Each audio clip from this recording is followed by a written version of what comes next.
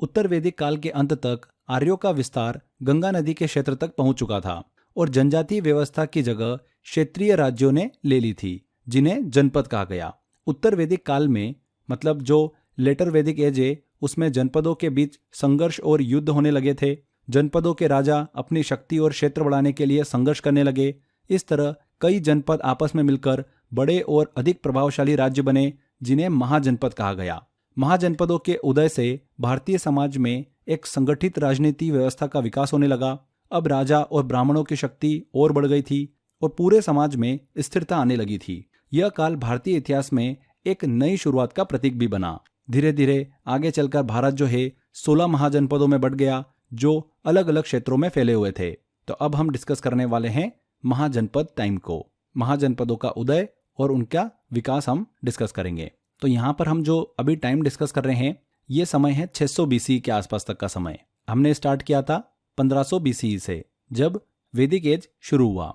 वैदिक एज का लगभग अंत हमको देखने को मिलता है 600 BC तक, और यहीं से महाजनपदों का उदय होता है। उत्तर वैदिक काल के बाद में जब जनपदों का विस्तार होने लगा, तो प्रत्येक राज्य अपनी सीमा बढ़ाने की होड़ में लग गए थे, सत्ता को मजबूत करने के प्रयास में लग गए थे। इस संघर्ष के दौरान कई छोटे छोटे जनपद एकजुट होते गए और राज्यों में बदल गए, जिन्हें हमने क्या बोला, महाजनपद बोला। 16 BC तक 16 प्रमुख महाजनपद स्थापित हो चुके थे। कितने? 16। इन 16 में 4 महाजनपद जो थे वो सबसे शक्तिशाली माने जाते थे। मगध, कौशल, वत्स और अवंती, विशेष रूप से ये 4 जो थे शक्तिशाली थे। ये सभी दूसरे महाजनपदों पर विजय प्राप्त करने के प्रयास में लगे हुए थे। अंततः कई संघर्षों के बाद में मगध महाजनपद ने सभी महाजनपदों पर विजय प्राप्त की और उत्तर भारत में सबसे शक्तिशाली राज्य के रूप में उभर कर सामने आया। कौन सा? मगध महाजनपद। तो अब हम इस मगध महाजनपद पर जिन राजाओं ने शासन किया, उनके शासनकाल को डिस्कस करेंगे। देखिए, मगध के प्रमुख राजवंश और उनके शासक को डिस्कस करें उससे पहले इस राज्य के सबसे शक्तिशाली बनने और उसके छोटी छोटी पीछे की जो कहानी है, उनको पहले हम डिस्कस कर लेते हैं। उसके बाद में एक एक करके राजवंश को और उनके समय काल को और शासकों को डिस्कस करेंगे। देखिए फ्रेंड्स, महाजनपदों की बात कर रहे हैं हम, तो महाजनपदों के सोर्स की बात करें कि इनकी जानकारी हमें किन प्राचीन ग्रंथों से प्राप्त होती है, तो बौद्ध ग्रंथ से हमको प्राप्त होती हैं, जैसे कि अंगुत्तर निकाय और महावस्तु। जैन ग्रंथ की बात करें जैसे कि भगवती सूत्र, आचारंग सूत्र। हिंदू ग्रंथ की बात करें जैसे कि महाभारत, पुराण। इन सभी से हमें महाजनपदों की जानकारी जो है वो प्राप्त होती है। यहाँ पर हमने 16 महाजनपदों की बात करी, तो उनकी राजधानी एग्जाम के अंदर पूछ लेते हैं कि किस महाजनपद की राजधानी क्या थी। तो यहाँ पर 16 महाजनपद हम डिस्कस करते हैं। सबसे पहला है अंग। इसकी राजधानी क्या हुआ करती थी? चंपा। मगध की राजधानी क्या रही थी? राजगृह, गिरिव्रज। मल्ल की राजधानी कुशीनारा। काशी की राजधानी वाराणसी। कौशल की श्रावस्ती या फिर अयोध्या। पांचाल की कांपिल्य। कुरु की इंद्रप्रस्थ। वज्जी की वैशाली। मत्स्य की विराटनगर। वत्स की कौशाम्बी। शूरसेन की मथुरा। चेदी की शौक्तिमती। अश्मक की पोटन या फिर पोटली। अवंती की उज्जैनी। गांधार की तक्षशिला एंड कंबोज की हाटक। इनमें से 4 महाजनपद जो मैं बता रहा हूँ वो सबसे इंपॉर्टेंट है, मगध, कौशल, वत्स और अवंती। अवंती की राजधानी क्या है? उज्जैनी। वत्स की राजधानी कौशाम्बी। कौशल की राजधानी अयोध्या, श्रावस्ती। और मगध की है गिरिव्रज, मतलब राजगृह। ठीक है, तो ये 4 तो आपको बिल्कुल दिमाग में फिट हो जाना चाहिए। क्वेश्चन मैक्सिमम इनसे पूछा जाता है। उसके अलावा पांचाल की कांपिल्य, ये भी इंपॉर्टेंट है। कुरु की इंद्रप्रस्थ। वज्जी की वैशाली। यहाँ पर जो हमने महाजनपदों को डिस्कस करा, इन महाजनपदों के भी 2 प्रकार थे। पहला था मोनार्कियल और दूसरा है रिपब्लिक्स। मतलब मोनार्कियल की बात करें, राजतंत्रीय, तो इस प्रकार के महाजनपदों में राज्य का नेतृत्व राजा करता था और सभी निर्णय राजा द्वारा लिए जाते थे, जैसे कि मगध और अवंती। रिपब्लिक्स की बात करें तो इस प्रकार के महाजनपदों में राजा के स्थान पर एक सभा होती थी, असेंबली होती थी, जिसे गण या फिर संघ कहा जाता था। इस सभा में कई छोटे शासक मिलकर राज्य के महत्वपूर्ण निर्णय लेते थे, जैसे कि वज्जी, मल्ल, ये वो महाजनपद थे। इन 16 महाजनपदों में 4 महाजनपद मगध, कौशल, वत्स और अवंती विशेष रूप से शक्तिशाली थे और दूसरे महाजनपदों पर विजय प्राप्त करने के प्रयास में लगे हुए थे।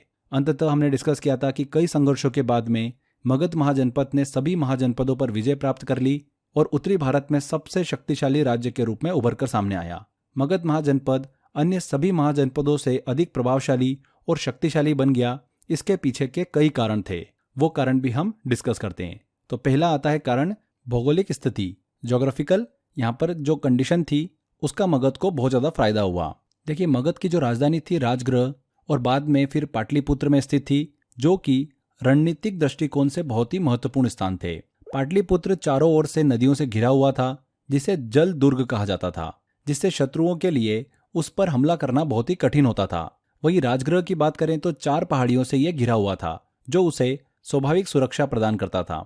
मगध के पास में लोहे के भंडार थे, जिससे वे आयुध और औजार बना सकते थे। इन आयुधों का उपयोग करके मगध ने अपनी सैन्य शक्ति को मजबूत किया। तो ये काफी इंपॉर्टेंट कारण था मगध के सबसे शक्तिशाली बनने के पीछे। दूसरा आता है पॉलिटिकल। मगध पर बिंबसार, अजातशत्रु और महापद्मानंद जैसे शक्तिशाली शासकों ने शासन किया, जिनके कुशल नेतृत्व ने मगध को सबसे शक्तिशाली बनाया। मगध का प्रशासनिक और शासन व्यवस्था अन्य महाजनपदों से अधिक संगठित थी। मगध पहला राज्य था जिसने युद्धों में हाथियों का उपयोग किया, जिससे उसकी सेना अन्य महाजनपदों के कंपैरिजन में बहुत ही मजबूत थी। इसके अलावा मगध का समाज अपेक्षाकृत उदार था, जहां पर ब्राह्मणों और वैदिक परंपराओं का अत्यधिक प्रभाव नहीं था। इस वजह से निचली जातियों के शासकों को भी सत्ता में आने का अवसर मिला, जिससे समाज में विविधता और समृद्धि आई। मगध की उपजाऊ भूमि और गंगा के किनारे स्थित होने के कारण यहाँ पर कृषि और व्यापार दोनों ही समृद्ध थे। गंगा नदी के किनारे होने के कारण मगध पूर्व और पश्चिम के व्यापारिक मार्गों को कंट्रोल कर सकता था, जिससे उसे राजस्व प्राप्त होता था। इस समृद्धि ने मगध को और इकोनॉमिकल स्ट्रांग बना दिया, शक्तिशाली बना दिया, जिससे वह अपने सैन्य और प्रशासनिक ढांचे को मजबूत कर सका। तो इस तरीके से मगध के शक्तिशाली होने के पीछे ये कारण थे। चलिए, मगध महाजनपद के पावरफुल बनने के टाइम पर इस पर कई डायनेस्टी ने रूल किया था। अब उनको हम डिस्कस करते हैं।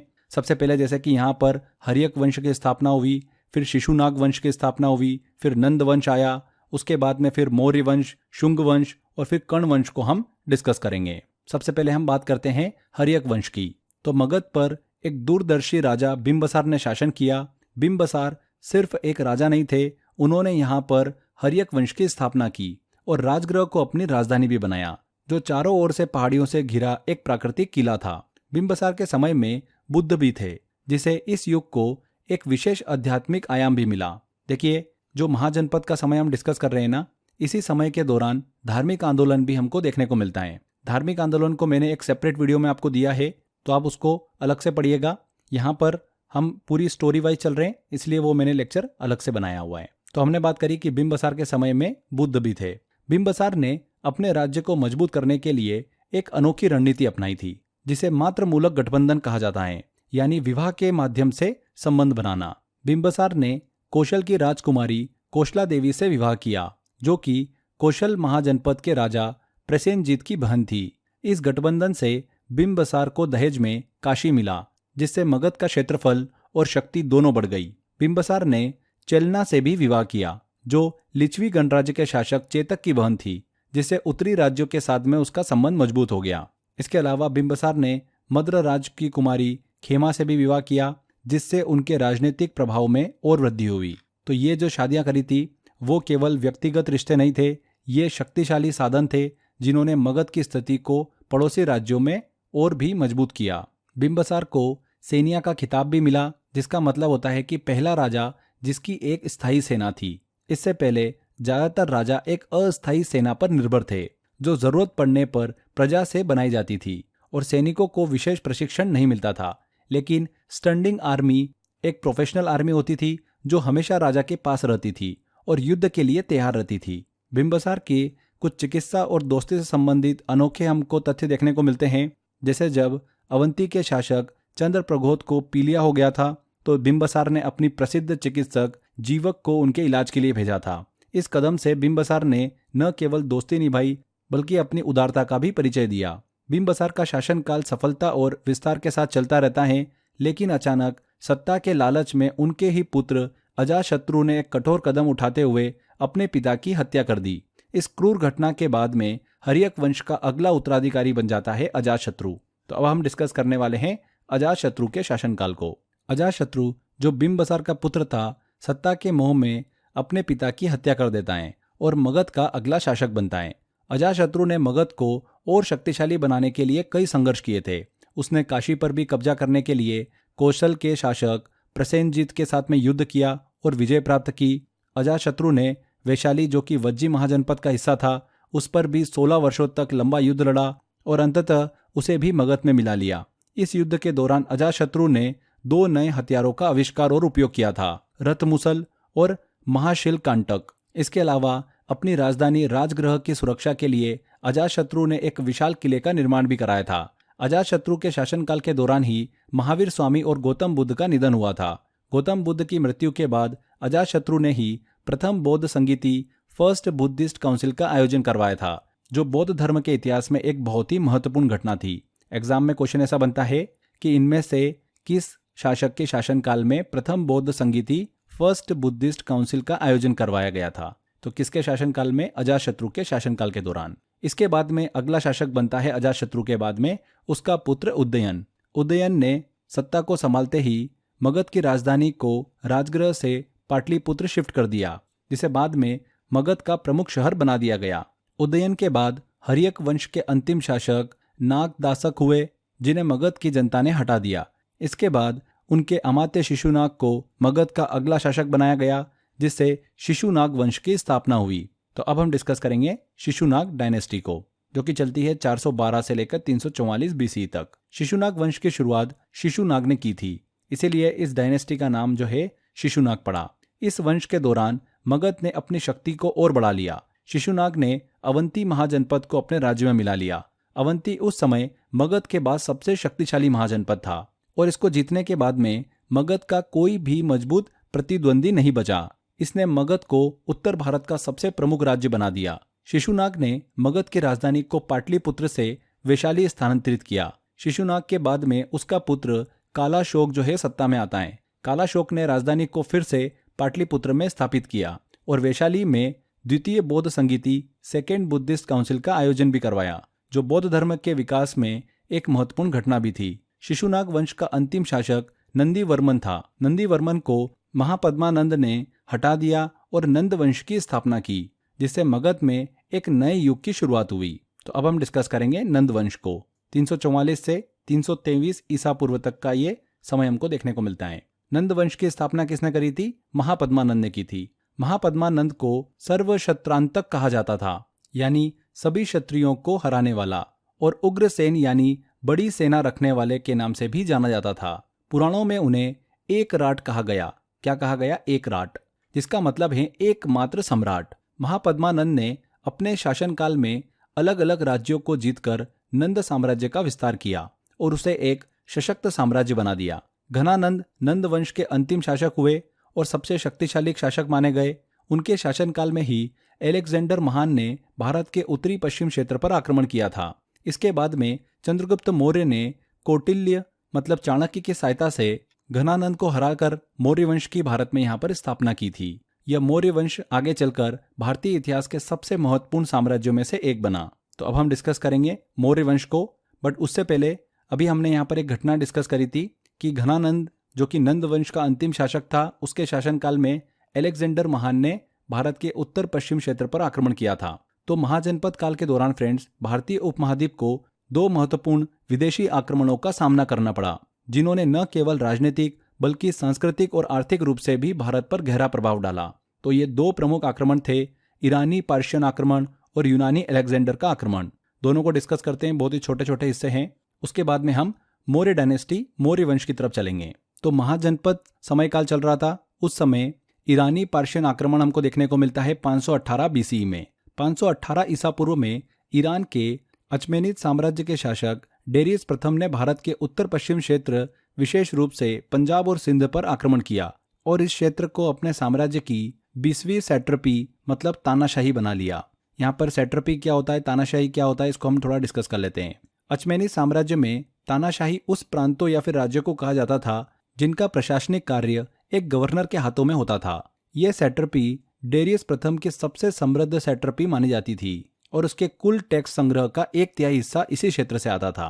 इस आक्रमण के बाद में भारत और ईरान के बीच में व्यापारिक संबंधों की भी शुरुआत हुई। ईरानियों ने पंजाब और सिंध क्षेत्रों में आरामिक लिपि का प्रसार किया, जिसके बाद में खरोष्ठी लिपि के विकास को प्रेरित किया। मौर्य साम्राज्य ने भी अपने शिलालेखों में इस लिपि का उपयोग किया है। जिससे भारतीय प्रशासन और लेखन प्रणाली में भी बदलाव आया। तो ये हमने एक विदेशी आक्रमण डिस्कस किया, ईरानी पार्शियन आक्रमण, जो कि 1518 ईसा पूर्व में हमको देखने को मिलता है। इसके बाद में दूसरा प्रमुख आक्रमण 326 बीसीई में हुआ, जब महान यूनानी शासक अलेक्जेंडर ने अपनी विश्व विजय की महत्वाकांक्षा के तहत भारतीय उपमहाद्वीप के उत्तर पश्चिम क्षेत्र पर आक्रमण किया। तक्षशिला के शासक अंबी ने बिना संघर्ष आत्मसमर्पण कर दिया, लेकिन झेलम नदी के पास अलेक्जेंडर को राजा पोरस के प्रतिरोध का सामना करना पड़ा। पोरस और अलेक्जेंडर के बीच में हाइड स्पेस का युद्ध हुआ, जिसमें अलेक्जेंडर की जीत हुई, लेकिन पोरस की वीरता से प्रभावित होकर उसने पोरस को उसका राज्य वापस लौटा दिया। अलेक्जेंडर ने इस आक्रमण के बाद में भारत और यूरोप के बीच में व्यापार और सांस्कृतिक आदान प्रदान के नए मार्ग भी खोले। ग्रीक प्रभाव से गंधार कला का विकास हुआ, जिसने भारतीय मूर्तिकला को एक नई दिशा दी। इसके अलावा अलेक्जेंडर ने भारत में 2 शहरों की स्थापना की, झेलम नदी के पास निकेया की और पोरस के युद्ध क्षेत्र के पास में बाउकेफला की। तो ये दोनों हमने विदेशी आक्रमणों को डिस्कस किया जो महाजनपद टाइम के दौरान हमको देखने को मिले। फ्रेंड्स, हमने आखिरी वंश को डिस्कस किया था। नंद डायनेस्टी का लास्ट रूलर कौन था? घनानंद था। ऐसा माना जाता है कि घनानंद बहुत ही ईगोइस्टिक मतलब अभिमानी था। मगध के लोग उसे पसंद बिल्कुल भी नहीं करते थे। इसीलिए चंद्रगुप्त मौर्य ने कौटिल्य की हेल्प से घनानंद को हटाकर खुद का साम्राज्य जो है वो स्थापित किया। घनानंद के समय ही अलेक्जेंडर का अटैक हुआ था। कौटिल्य घनानंद के पास अलेक्जेंडर के अटैक के बारे में जानकारी लेकर गए थे, पर घनानंद ने कौटिल्य की इंसल्ट की और उन्हें ह्यूमिलेट करके दरबार से निकाल दिया। उसी समय कौटिल्य ने कसम खाई थी कि घनानंद को मगध की थ्रोन से हटाकर एक अच्छे रूलर को थ्रोन पर जगह देने की जरूरत है। इसीलिए कौटिल्य ने चंद्रगुप्त को ट्रेन किया। चंद्रगुप्त मौर्य ने कौटिल्य की सहायता से घनानंद को हराकर मौर्य वंश की स्थापना कर दी। तो अब हम डिस्कस करने वाले हैं फ्रेंड्स मौर्य वंश को, मौर्य डायनेस्टी को।